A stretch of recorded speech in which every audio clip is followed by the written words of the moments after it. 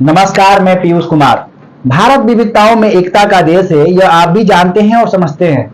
हमारे बुजुर्गों की एक खास कहावत है और यह सच भी है कि देश के हर भाग में कोस कोस पर पानी बदले 4 कोस पर बाड़ी। तो आज हम आपको उसी बाड़ी यानी कि भाषा के विषय में बताना चाहते हैं जो उत्तर पूर्वी भारत में सबसे ज्यादा बोली जाती है। अब आप समझ गए होंगे, जी हाँ, भोजपुरी। अब आप सोच रहे होंगे कि भोजपुरी भाषा के बारे में हम आपको क्या बताएंगे, लेकिन रुकिए रुकिए, हम जो आपको बताएंगे उससे आपको अपनी भोजपुरी भाषा पर गर्व होगा। तो आइए समय बर्बाद न करते हुए शुरू करते हैं। भोजपुरी भाषा का नामकरण बिहार राज्य के आरा जिले में स्थित भोजपुर नामक गांव के नाम पर हुआ है।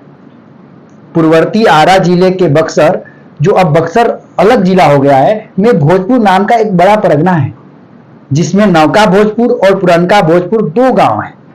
मध्यकाल में इस स्थान को मध्य प्रदेश के उज्जैन से आए भोजवंशी परमार राजाओं ने बसाया था।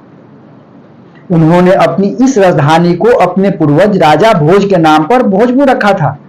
इसी कारण इसके पास बोली जाने वाली भाषा का नाम भोजपुरी पड़ गया। भोजपुरी भाषा का इतिहास 7वीं सदी से शुरू होता है। संत कबीरदास यानी 1297 का जन्म दिवस भोजपुरी दिवस के रूप में मनाया जाता है और विश्व भोजपुरी दिवस के रूप में याद किया जाता है। भोजपुरी एक पूर्वी हिंदी आर्य भाषा है जो भोजपुर पूर्वांचल क्षेत्र में बोली जाती है। यह मुख्य रूप से पश्चिमी बिहार, पूर्वी उत्तर प्रदेश, पश्चिम झारखंड, मध्य प्रदेश और छत्तीसगढ़ के उत्तर पूर्वी भाग और नेपाल के तराई क्षेत्र में बोली जाती है। भोजपुरी एक स्वतंत्र भाषा है जिसकी उत्पत्ति मगधी प्राकृति से हुई है। बंगाली, उड़िया, असमिया, मैथिली, मगही आदि भोजपुरी की ही बहन भाषाएं हैं। क्षेत्र विस्तार और भाषा भाषियों की संख्या के आधार पर भोजपुरी अपनी बहनों मैथिली और मगही में सबसे बड़ी है। नेपाल, फिजी और मॉरिशस में भोजपुरी को संवैधानिक मान्यता प्राप्त है। भारत के झारखंड राज्य में भोजपुरी दूसरी राजकीय भाषा है। भोजपुरी जानने समझने वाले का विस्तार विश्व के सभी महाद्वीपों पर है, जिसका कारण ब्रिटिश राज के दौरान उत्तर और पूर्वी भारत में अंग्रेजों द्वारा ले जाए गए मजदूर हैं, जिनके वंशज अब जहां उनके पूर्वज गए थे वहीं बस गए हैं।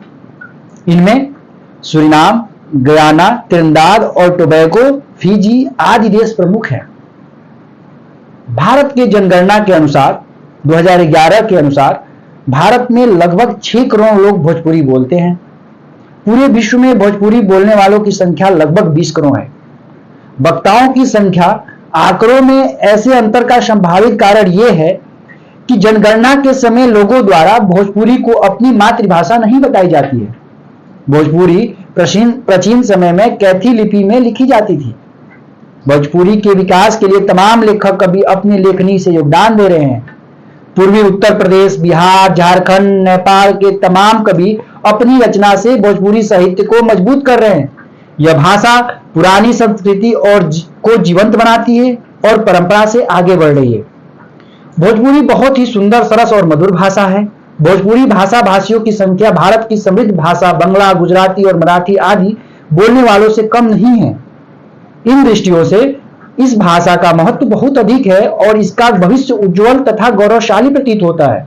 भोजपुरी साहित्य में भिखारी ठाकुर का योगदान अत्यधिक महत्वपूर्ण है। उन्हें भोजपुरी का शेक्सपियर भी कहा जाता है। उनके लिखे हुए नाटक तत्कालीन स्त्रियों के मार्मिक दृश्य को दर्शाते हैं। अपने लेखों के द्वारा उन्होंने सामाजिक कुरीतियों पर प्रहार किया है। उनकी प्रमुख ग्रंथ विदेशिया, बेटी बेचवा, भाई विरोध, कलयुग प्रेम, विधवा विलाप इत्यादि है। एक और लेखक महेंद्र मिश्र भी भोजपुरी के एक मूर्धन्य साहित्यकार हैं।